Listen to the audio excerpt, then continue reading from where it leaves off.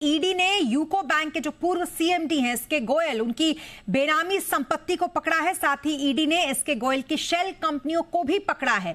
और आपको ये बता दें कि उनका लगभग दिल्ली एनसीआर में 75 करोड़ की जो संपत्ति है उसको भी फिलहाल अटैच कर लिया गया है। तो ये बड़ी खबर, और इस पर डिटेल्स के साथ हमारे साथ जुड़े हमारे सहयोगी तरुण शर्मा। तरुण, बताएं जरा पूरी खबर क्या है।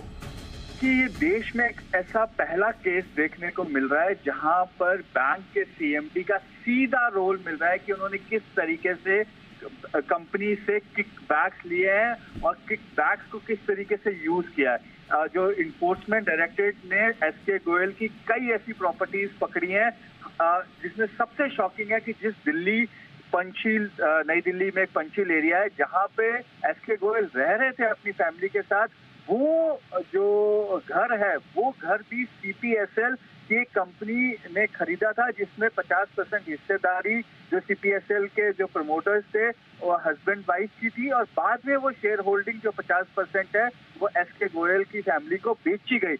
ये एक बड़ा शॉकिंग रिवेलेशन इन्वेस्टिगेशन में निकल कर आया है। मैं अपने दर्शकों को बताना चाहूंगा, जो यूको बैंक के साथ साथ तकरीबन 20 से ज्यादा बैंक्स ने सीपीएसएल को लोन दिया था। 6000 करोड़ के आसपास का लोन दिया था, जिसमें से 1400 करोड़ के आसपास का जो लोन था यूको बैंक का था, जो एनपीए हो गया।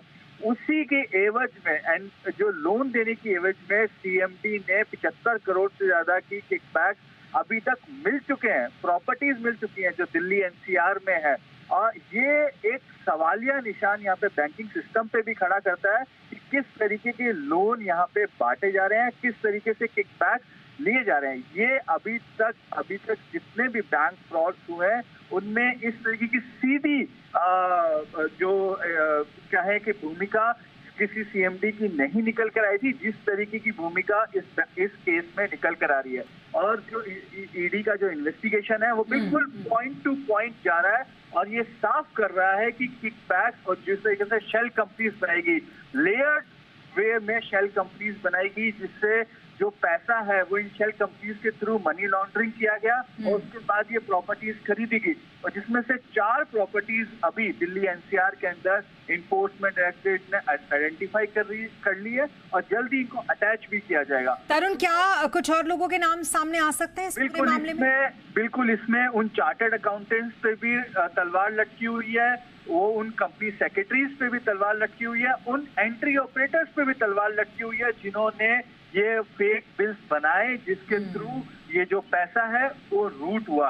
तो ये अपने आप में एक बहुत बड़ा केस और एक बहुत बड़ा सवालिया निशान बैंकिंग सिस्टम पे खड़ा करता है। बिल्कुल, बहुत शुक्रिया तमाम डिटेल्स के लिए आपका तरुण। और कुल मिलाकर अब यहाँ से एक अलग तरीके की तस्वीर हम देखेंगे, क्योंकि ये बहुत बड़ी छापेमारी और इस छापेमारी में एक बहुत बड़ा एक्शन फिलहाल ईडी का।